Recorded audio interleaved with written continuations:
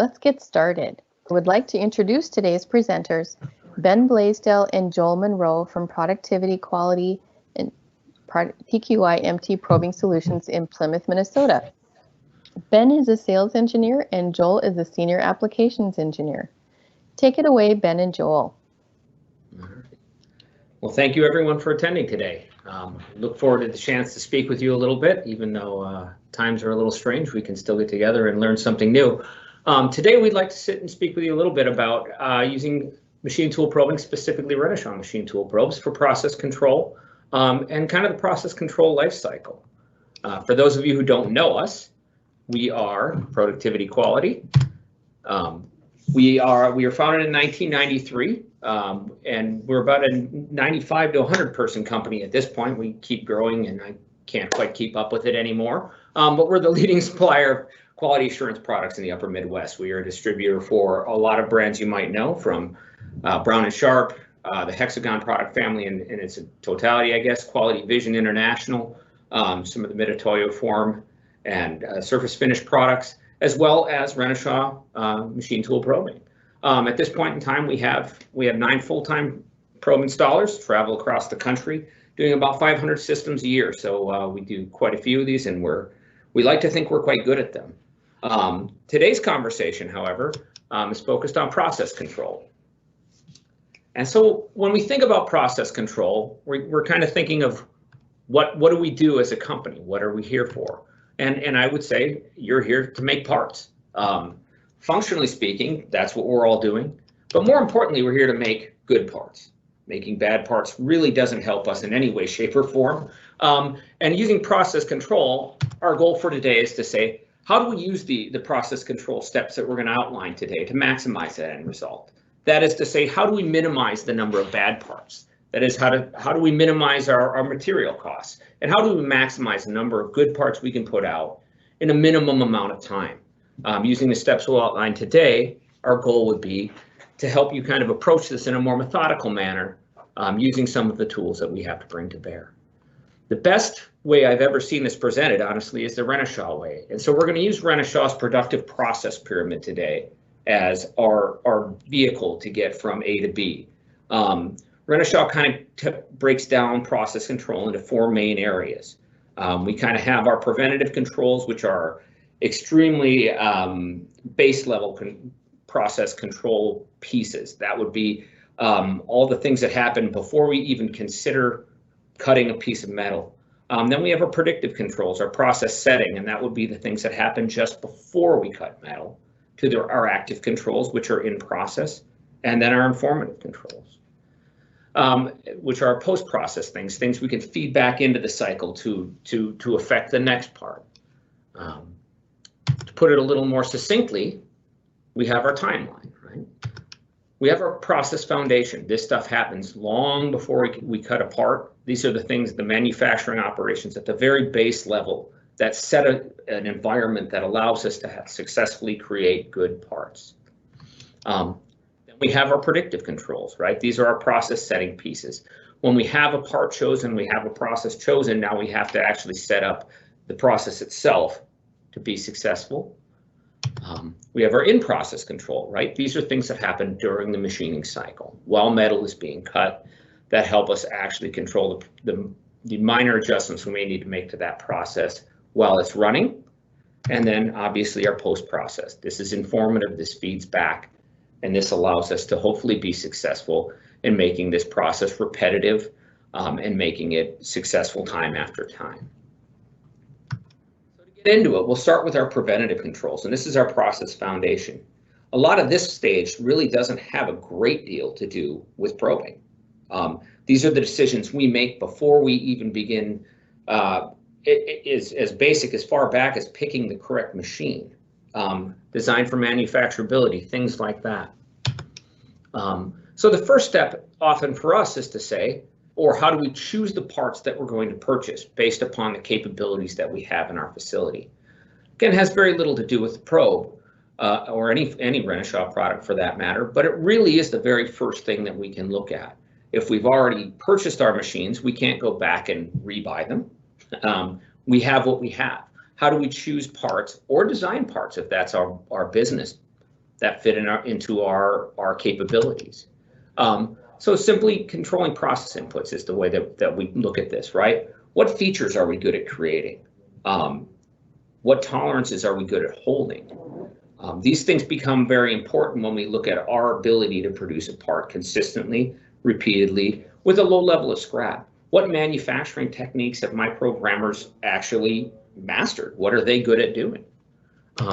More importantly, though, we've made assumptions on these things. We don't actually know what we're good at. We think we know what we're good at. And the important part of maybe our part design is to say, let's refine this process. Let's evaluate our assumptions and learn what we're actually good at over time. And then hopefully we can continue to, sorry, we're having video issues today, and I just learned that our video stopped, so I'm going to try to restart it and see if that helps. But we want to refine these techniques over time and actually learn how to expand our capabilities in addition to just using what we're good at. And again, one of the most important pieces for us, I think, is standardization. If we can figure out what it is that we're good at and find ways to do that as our core manufacturing principles, look for parts from our customers that fit into those roles, and then kind of pick our parts based upon what we do well, we have a higher chance of being successful. The world is our process design, right? Now we know what parts we make well, but what else do we do well? During tooling, processing, is the machine capable of making the parts that we've chosen? Do we have fixturing capable of holding those parts? Can we make multiple parts with the same fixturing methodology? Can we actually build a system that repeats well enough that we have confidence in the elements? From a tooling standpoint, do we have the right tooling, first off? Second of all, have we mastered the feeds and speeds of that tooling? Again, none of these things actually deal with Renishaw probing, but they're certainly core underlying principles to building a solid process. Again, you're going to see this term used throughout this presentation, but we need to refine these things through evaluation. We go into any manufacturing instance with a lot of assumptions, things we think we're good at. We need to figure out whether we are, and if we are not, we can figure out what we can get better at.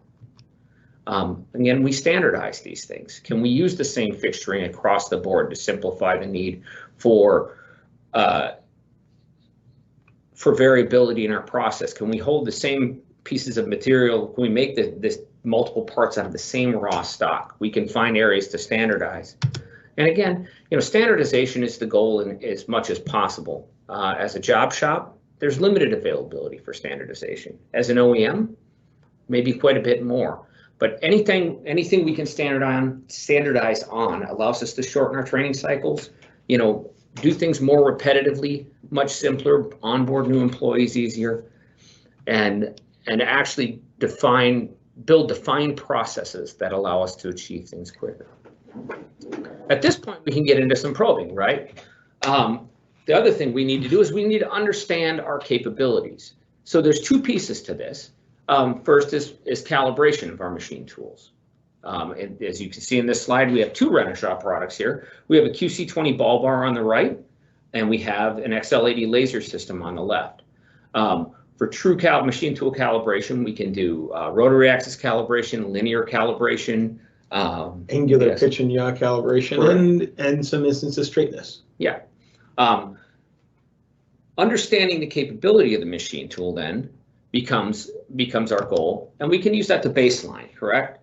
Now we can actually use the QC20 ball bar to actually test the machine tool on a more regular basis. It's a much quicker test, much simpler to process, and definitely much less expensive to run. And we can use that baseline and the trend plotting of that to really understand what our machine is capable of. Start to identify issues before they happen, and remove some of those assumptions. And then we can monitor those changes over time so that we can actually start trying to identify issues with the machine before they occur, not after. This allows us to actually schedule downtime and maintenance. Scheduled maintenance becomes the next thing, right? By knowing our machines and knowing how they're trending, we can actually schedule downtime to avoid production disruptions. One of the biggest issues that we'll see some customers have is we're overcommitted on the schedule and a machine goes down, becomes a crisis. You call productivity or you call us in a panic to come get it running because you have commitments on that machine. Trying to identify those issues before they occur is always preferable. And we prolong the machine life if we maintain it properly. That should go without saying. It's a fairly basic thing that gets omitted a lot, but making sure the machine is running properly and not wearing on itself improperly helps us quite a bit. Tracking our baseline trends. One of the things that we talk to customers a lot all the time on is, let's say we have a very tight tolerance part. What machine do you run that on? Every customer can answer that question. Say you have a very tight tolerance part, what machine do you avoid? Every customer can answer that question too. What I wonder is we can't quantify what the good machine and the bad machine do typically. We can just tell you people can just tell us which one is which. What we can do using the proper techniques and tools is actually start to identify why the machine is bad, what we can do to fix it, and hopefully then we can actually start matching work to the machines correctly, knowing our capabilities in real time so that we're not actually making these guesses. And then we're also finding ways to increase the capability of a given machine over time. So that's going to build us a stable foundation. That's going to allow us to have a process that's set up for success. And that's what our foundation is, right? Trying to find a way to say, I have a reasonable assumption that if I put these parts on the machine, we're going to come out, we're going to make good parts, we're going to ship them to the customer on time, we're not going to see rejects, scrap, rework. What we want to do is begin at the very base level of saying, we know the machine is solid, we know the parts meet our capabilities, we know we have the proper fixturing, we have the proper tooling. Now, how do we make the parts correctly? And that brings us to our next phase, which is process setting. This is our predictive controls, things we do just before we cut metal. So what do? First thing we do is our machine setting. And for the purposes of this conversation, we're using Renishaw AxisSet as our baseline, but there's OEM options for this as well. This is a center of rotation identification software. This is our compensation for any XY error in the center of rotation of our rotary axes. Understanding this, especially as it translates over time, as there's a machine crash or an impact of any kind, or just heavy cutting, to be honest, becomes very critical to making good 5-axis parts. All right. Beauty of a system like Renishaw AxisSet is that not only can we quantify the errors in those axes, but we can compensate for them on the machine in real time. So rather than just knowing we have an issue, we actually can fix that issue. All right. This is another area where trending and tracking becomes absolutely critical. Understanding what happens to your machine over time allows us, again, to understand how we eliminate those errors in machining and how we actually produce good parts. And again, we could, before we cut parts as well, we can actually use the machine tool to align our axes to the part or fixture. So we can actually level on a part in a rotary axis. We can actually rotate it to align our X and Y axis to the part rather than trying to count on our fixture to load that part square. We have the ability to do these things through fairly automated tools. And this allows us, again, now to set our part and our fixture in the machine in a way that we're set for success. After that, we can get into part setting. This is quick work offsetting, right? This is us quick and dirty, going and checking a 5-point rectangle or a boss or a bore. This is using and many of you probably have a PQI system. This is using your Easy Set or your Go Probe function, or in a Haas, you're using the Visual Quick Code system, where you're jogging your probe to a start point and just setting your work offsets. There's really no major programming to this point. It's kind of the jog and go. Let's get it up. Let's set our work offset. Let's get to work the most quickly and efficiently as we can. Where we can set parts faster than we can find the indicator in our toolbox by using the probe without massive programming involved to get this to happen. Right. So what can we do with this then, right? We can verify the part loads. Again, this is another one of those things. If you want to run the machine unattended, knowing that the correct material was put in and was loaded correctly prior to hitting the go button or having the robot hit the go button or having the program run itself, knowing that we have the correct material loaded correctly becomes utterly critical. Misloaded material when there's no one in the building can lead to very catastrophic issues. We've had some customers refer to this as airproofing the load, where if we're going from a first off to a second off and we have clamps that need to be removed from a part, or the part needs to come in and be shifted, and we can take the probe, and some checks can be done as verifying as just bringing the probe along the side. We don't even need to touch a part. We can do a protected move, and if the probe makes contact with a clamp, it can just air out the machine, or in a robot situation, we could automatically unload the pallet, find the next work. Right, and that brings us to the next point. There we go.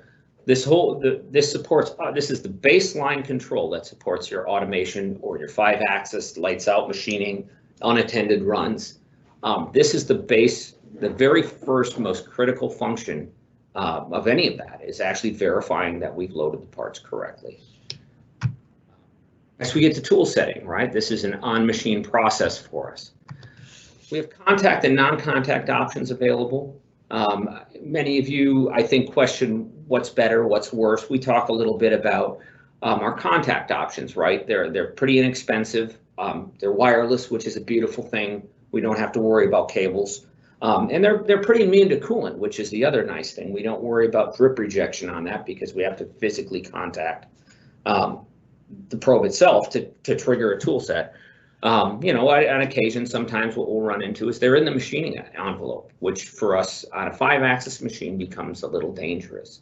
So sometimes we'll try and push you more towards a laser on a 4 or 5-axis machine tool to keep that outside of the machining envelope, avoid the collisions, avoid the potential for costly repairs. And sometimes for very small tools, we run into issues where we'll see some deflection on a contact setter. So we try to avoid them there. Or you can look at diamond tip tools where you don't want to make that contact with a contacted tool setter because you could damage or chip those tools. Or very small tools with very small flutes. You don't want to put extra pressure on those tools where you could either bend smaller tools or you could just damage the cutting flutes or the cutting edges because they are so small. And that's where a non-contact really comes into play. Very nice, thank you.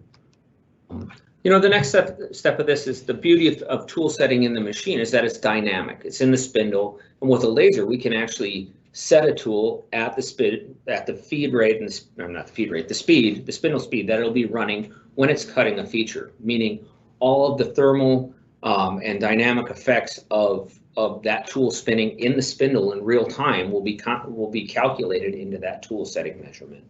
Whereas off machine tool measurement, we're counting on the gauge line being accurately represented, but we don't really account for any of the thermal effects or the dynamic effects of running a spindle. One thing most people don't always think of is in a cat tooling, the faster you spin it, if there's any spindle suck up in that taper, the faster you spin it, the more that's going to suck up, changing your gauge line, just minor. Where in a laser, where we're doing that, we can actually spin that tool and have that suck up compensated for. There it is. You know, then the other thing that's beautiful about setting the tool on the machine tool is we eliminate those data entry errors, right? We actually measure that tool and have it write directly to the tool offset. We can do that also with work offsets. With a probe, we just write directly to the offsets. We lose those data entry errors from somebody fat fingering a number, you know, so we eliminate the downtime of the manual process of somebody setting it and having to type it in. And we just kind of automate all those updates so that, frankly, there's no opportunity for us to fail critically in, let's say, in the silly ways that we may otherwise do. Exactly. New from Renishaw, we just wanted to kind of throw this in here, is the Renishaw Blue Laser. And I'm going to let Joel kind of take this one away. We have a couple of videos just to show you some of the new features that really kind of take this to the next level in our opinion. Well, we'll start by just talking about the blue laser and what you see on your screen. Yes, it's kind of more photoed in there, but you can see that the beam, on every standard laser most people have these days, you have a red laser beam. What Renishaw did was compress the wavelength of the beam from 670 megahertz to 640 megahertz to 470 megahertz. What that does is when you compress the wavelength, changes the color of the beam, but it also gives us a bigger advantage by shrinking the diameter of the beam. What does shrinking the diameter of the beam do for you? It's going to give you less beam to have to shade, less beam to have to cover when you're measuring tools. Therefore, when you're measuring very small tools to very large tools, you will have less of a shading problem. Where we have done some testing here at Productivity with this laser, measuring tools down to 80 microns all the way up to 6 millimeters and maintained 2 to 3 microns of repeatability in the blending of the tools. The other thing that Renishaw has done with this new style laser is they've incorporated their air blast standard into the tool. Why is that important? A laser is a beam of light. If you have schmutz, coolant, chips on your tool, the beam of light is going to measure that. By blowing that tool off, keeping that tool clean, when we measure it, we're going to have a much accurate measurement. One of the advantages of Renishaw's laser is they made it a one-way valve, unlike most of their competition. Believe it or not, without that one-way valve, even though orifices are very small on these nozzles, they can collect more coolant than you'd believe. And what happens the first time it comes down, that whole airline now gets full of coolant, and the air blast turns on, and what's it do? It blasts the tool with a big wave of coolant. The one-way valve allows that to not happen and blow just clean straight air right onto the tools for cleaning. Renishaw changed their lenses a little bit just to avoid lots of coolant issues with the hardware, making it a lot more robust of a system. But along with the laser, they added some new software. If we watch that video, the first thing it did is it brought a drill and simulated some tool work, and then went out and did the broken tool check. Since we're using the dark to light checking, we can verify very fast because we only need milliseconds to determine if that tool is there or not, where a drip or two is not going to affect that system. The second tool was an end mill that came in through spindle coolant. And at the end, as the spindles do, as it blows its cleaning air to clean that coolant out, we can change how we did that broken tool and tell it it has a built-in retry. So as it's coming in, it's saying, hey, there's still stuff here. I'm looking for this tool to be long and short. All I see is this mist. Well, once that mist clears, the retry now says, oh, yeah, that was good. I had a false reading. Now I can go in and do the broken tool, and it can pass that cycle as well. This is great for automation because, yes, we want to get the tools checked as fast as we can, but if we're running a third shift with nobody around, sometimes an extra second here, extra second there, we can handle that because the machine will never stop and we are going to maintain that work all the way through. Lastly, one other thing I'd like to mention with the dark to light and with the new enhanced software, there's some new cycles that were added that allow us to measure, say, the theoretical tip of a drill or a chamfer tool, where we can measure along the angle of the tool and calculate out to the theoretical tip.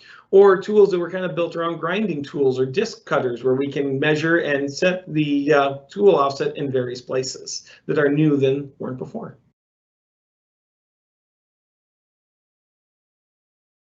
So now we've got a system set up, our part is set and it's ready to cut. We feel like our tools are set properly, we feel like our fixture is set correctly, our part is aligned to our fixture, and our centers of rotation are correct. Our predictive controls are in place. Now we're going to get into our active controls. This is things that we're going to do while we cut.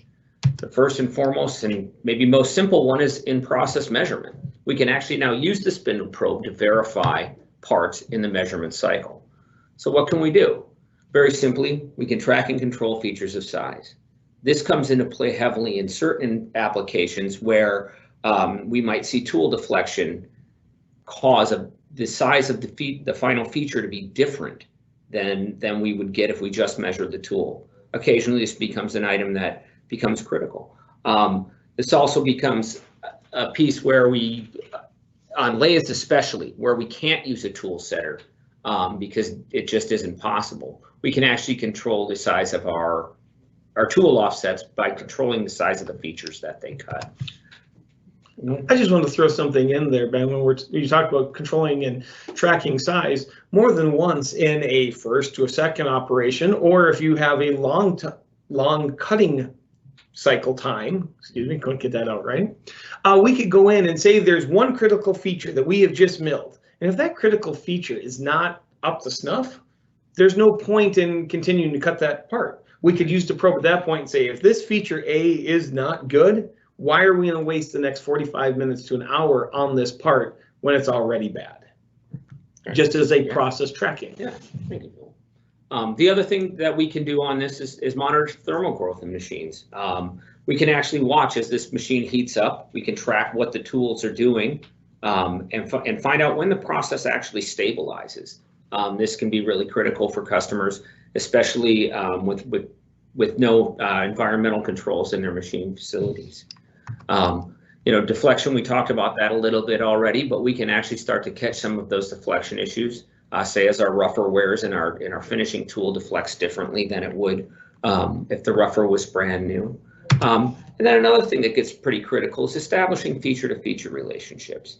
If we orient this part of where we set our fixture offset on a corner of the part to cut our first features, and then we mill a bore, and now we have a bolt circle around it. We can actually use the probe to go in process, reset a work offset at the center of that bore, so that our bolt circle becomes set to the bore rather than to that corner of the part. Simple things like that. Very, you know, some techniques that you can use to actually use the probe in cycle to improve the quality of your process.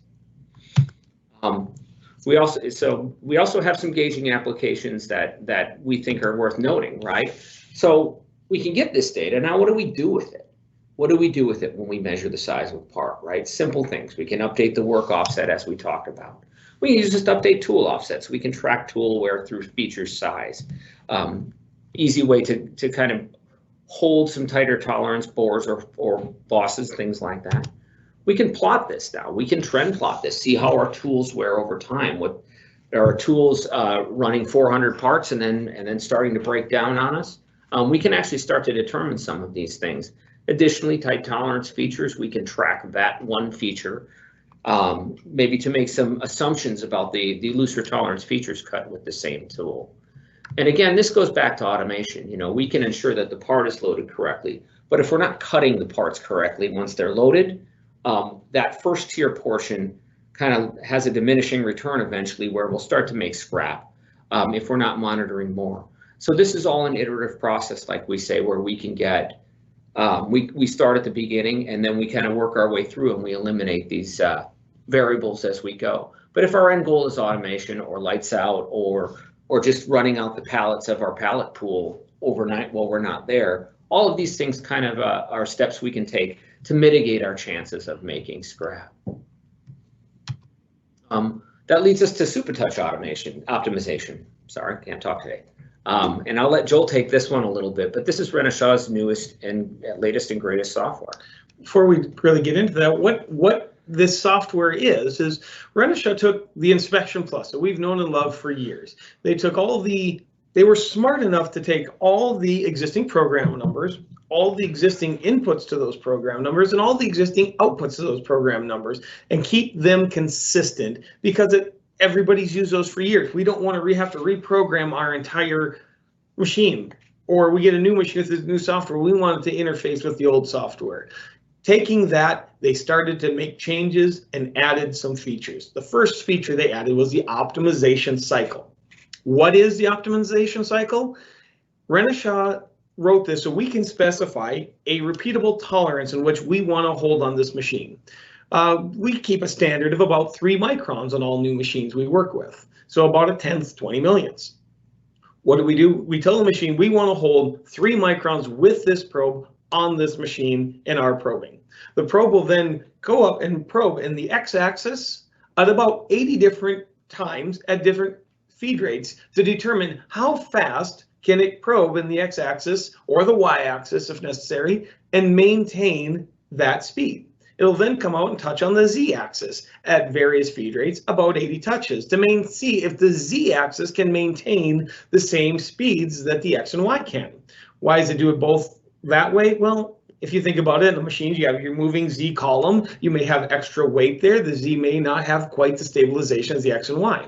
So it determines how fast it can probe, and then how it sets those as your measurement feed rates for running the part. What do those feed rates do? Well, they're going to give us some other options, which I'll discuss in a moment. but they allow us in our prove out mode because now we're probing at a much faster rate. Our measurement speeds are a much faster rate, and we're trying to prove out a new program, and boy, it's a little bit more scary. With just putting a certain input on the probe, we can now run the probe cycles at a slower speed, and every time it's going to go up to take a measurement, it's going to stop with an M0, so we can make sure our probe's in the right spot before we, well, whack the stylus off, which we never want to. But once we're all proven out, we're ready to move forward. Renishaw added production mode. What's production mode? Production mode is taking the exact same program which you have written with all your safety moves and all your protected moves and stuff, and then said, hey, we know this works. We're dedicated to this. This is never going to change, and we need cycle time. Same like an automotive style environment. Production mode will now take all those safety feed rates. It doesn't really throw them out the window, but it increases them so dramatically that the probe is flying around the parts and getting you a faster cycle time out of your probe once you're up to full production. The other thing the software does is, when I was talking about it determines what speeds we're going to use, it now determines if a 1-touch or 2-touch measurement is designed for best for that feature. Say we're measuring a 1-inch borehole. Well, in our new feed rate is we can measure at 50 inches per minute. Well, instead of doing the old 2-touch that we used to always see in Renishaw cycles, the cycle's now going to say, hey, I can get over to that edge of that bore faster at my measurement speed and come back than it would take to go over, touch off, back off, and then do a smaller, slower touch. So we can now, it will determine which cycle is the fastest. As we get into like a 10-inch or 12-inch bore, it's going to go, hey, I've got to get over there faster, and it will self-determine if 2-touch is better, and it'll get over there faster and do the 2-touch because now it knows which is the faster cycle.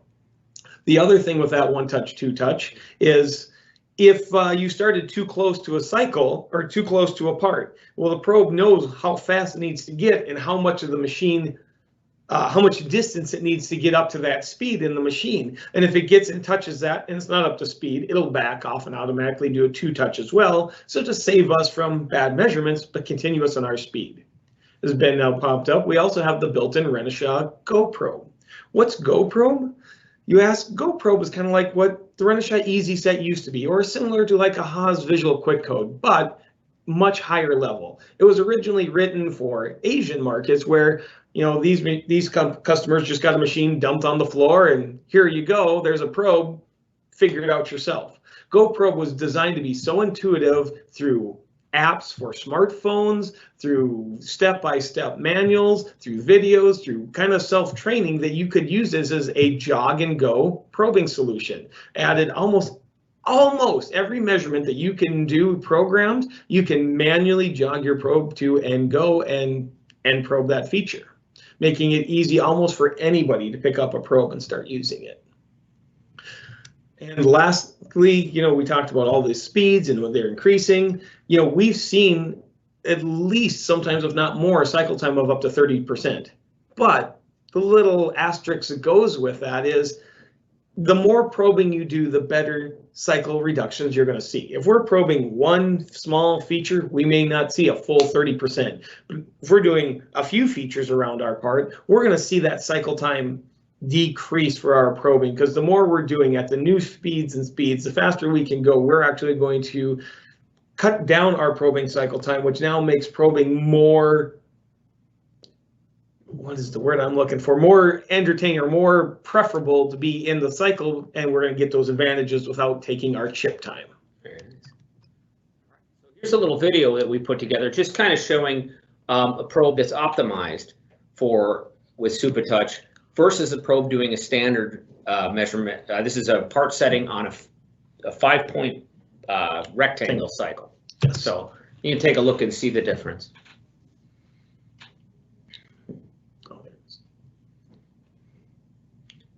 So you can see on the top, we're actually doing the SuperTouch cycle, and it's reverting to 1-touch, and the bottom is actually the standard Inspection Plus cycle, actually running 2-touch measurements. And so, you know, the results kind of speak for themselves. It's something to take a peek at. Yes. Mm-hmm. So, you know, the next part of this then, once we're probing parts, is monitoring our tools in real time. We can track the tool wear try and prevent tool breakage by catching tools that need to be changed out prior to them breaking, or even just catching tools that are broken so we don't pile up tools behind them. So, very simply, we can set this on our first, when we're new to the probe and we have a brand new machine and we're not real comfortable with it, right? All we can do is we can check a tool. If it's broken, if it's worn past the point of usage, we can just set the machine up to stop. Now, that's an easy thing to do if we have an operator there to change the tool, but we do have some options now that we can run with if we don't have an operator there. And Joel can kind of take over here and talk a little bit about this. But what else can we do, Joel? Well, Ben, as we have our quarantine our pallets. Well, what do we mean by quarantine our pallets? Say we have a machine with a pallet pool on it, or a Makino system with a rail, or a Matsura system with a pallet pool system on it. These all have built-in auto reject modes. So we're drilling a hole, and we know that if that drill breaks, we don't want to throw in any more tools. We don't want to bring a tap in. We don't want to do anything else. That part is done. There's a drill stuck somewhere in that part.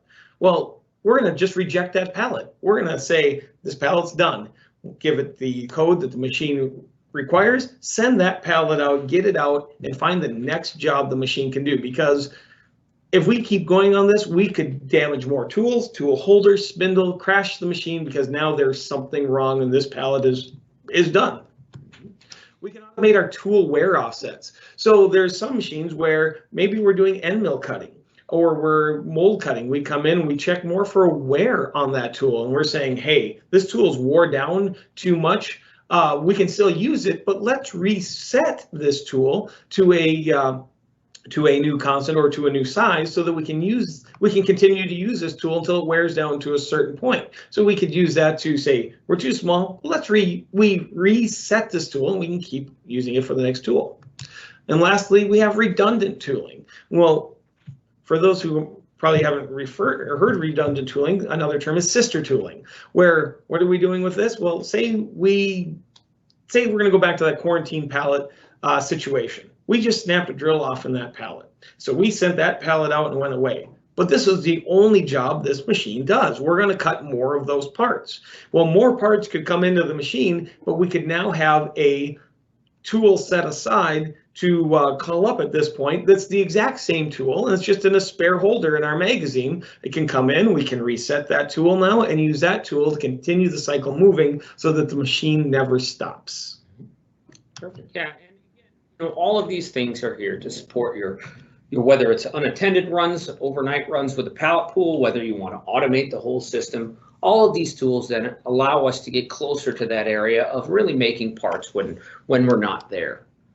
That third shift with no people. Yeah.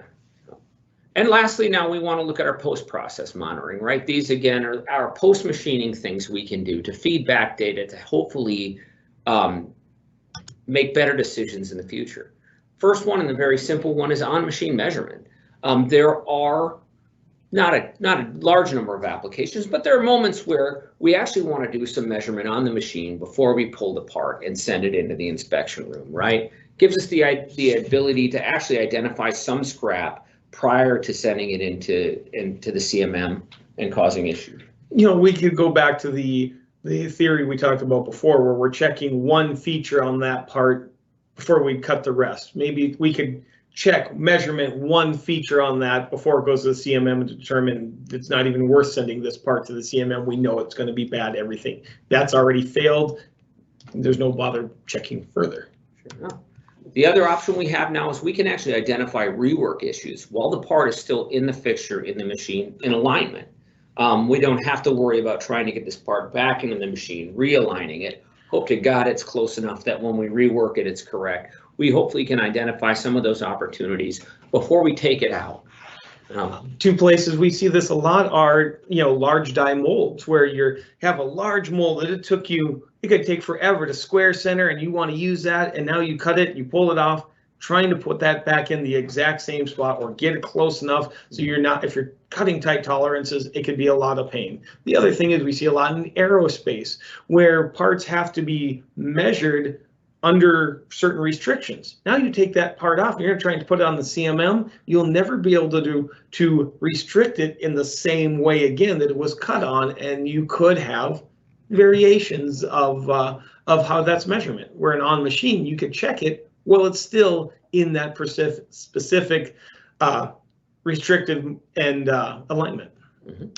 So, and you know, the last thing we look at with some of these techniques, the post-process monitoring, is really trying to eliminate some of the inspection queues. If your shop is like most machine shops, it's the longest queue in the shop, right? If we can't make enough parts, we buy another machine. If we can't inspect enough parts, do we really buy another CMM? That's kind of what we run into with shops a lot. So we can hopefully eliminate some of those long inspection queues by either doing some pre-qualification of parts on the machine to say, yep, we're 99% sure these are good, we don't need to send them through, or identifying, you know what, this thing's already bad, let's not waste our time. You know, and then there's obviously our off-machine measurement, and this is our formal part qualification. This would be your CMM. This would be, you know, your Renishaw equator, maybe, as this graphic is showing, or your vision system. But this is our formal qualification. This is traceable through calibration, usually to some known standard.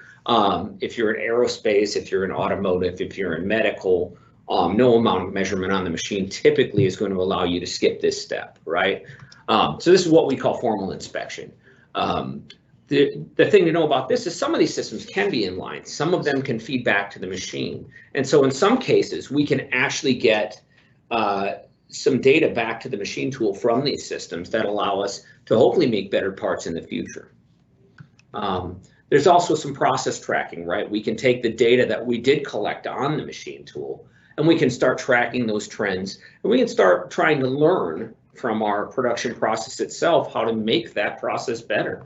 You know, I always like to say, you know, good decision making requires data, okay?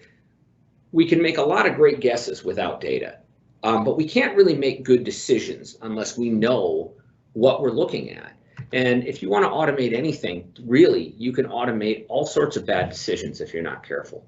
So I like to say good decision making requires data, and automation requires good decision making. So the tool we use for this is MT Gauge and QC Calc real time. I like to call it data collection in 4 easy steps. Obviously, this is as simplified a version of it as you get, yes. But it really is a fairly user-friendly program. So MT Gauge is simply a PC program coupled with a couple of macros that will allow us to take data directly out of the machine tool, translate it through the PC program into something usable for your operator at the machine tool or for your inspection room. How do we do it? Very simply, we're going to create an MT Gauge program. We're going to give this thing a name that correlates back to just a numeric value that the machine tool can output.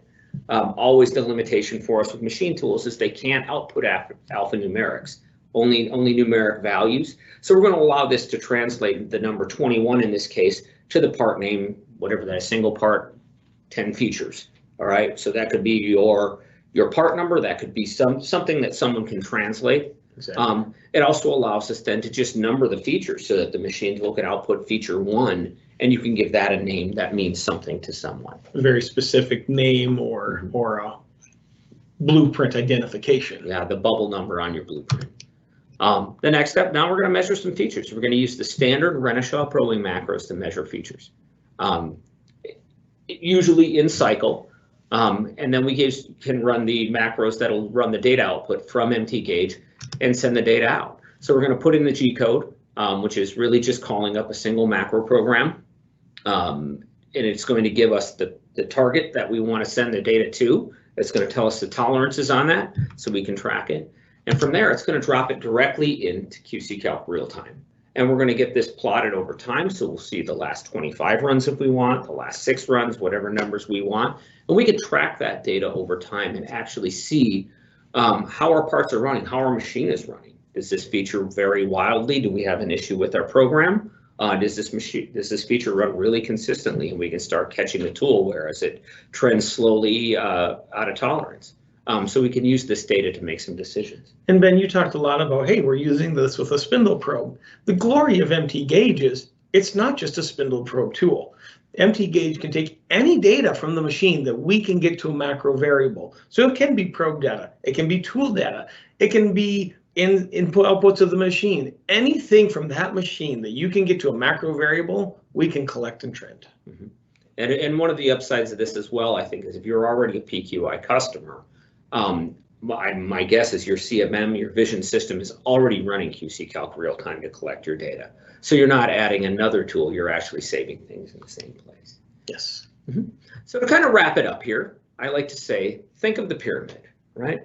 When it comes to process control, the first thing we do is we build a strong and broad foundation, right? We make sure that our machine is capable, that it's properly maintained, that we've actually looked at the things we can control before we even start cutting, and have a strong base that says we're set for success. All right, build it brick by brick. What I mean by that is, don't try and bite off the whole eat the whole elephant in one bite, right? We need to actually start looking at our low-hanging fruit, finding those areas where we can improve our process and work our way through the problems one at a time, finding the next problem as we go. All right, narrow it as you go along, right? Control the things you can control, take care of your low-hanging fruit, and then find the next largest problem and solve that. Find the next largest problem. And last but not least, never lose sight of the point. The point really is what we started with. How do we actually produce not just parts, but good conforming quality parts on the way? Our goal at the end of the day is to minimize our costs and maximize the revenues in our machining process. So the fewer bad parts we make, the less money we spend on material, the less time we spend remaking parts we've already made. The goal is to make good parts as quickly as possible with no bad parts.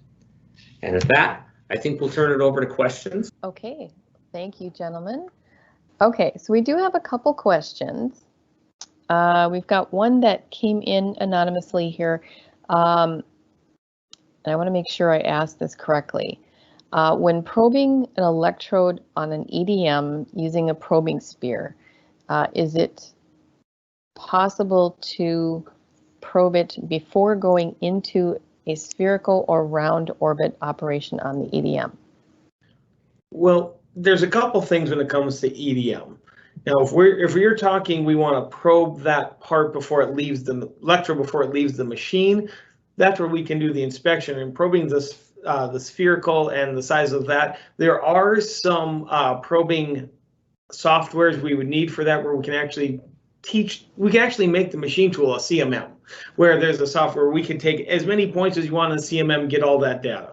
If you're looking to probe that in the EDM, we get into a little bit of a struggle, because the EDMs building their own controls, they kind of have proprietary functions for that probing, where we don't have an option or really an ability to get in and do some of that probing, and those have to actually be derived kind of towards the OEM themselves. So if you're looking to actually probe the electrode and spin it and probe and kind of pick up that orbit, and if there's something for that, say if you're using a Makino EDM, you actually need to contact Makino about that, because they write and build that control and write and build all that software themselves, and it's a proprietary option that we can't help with.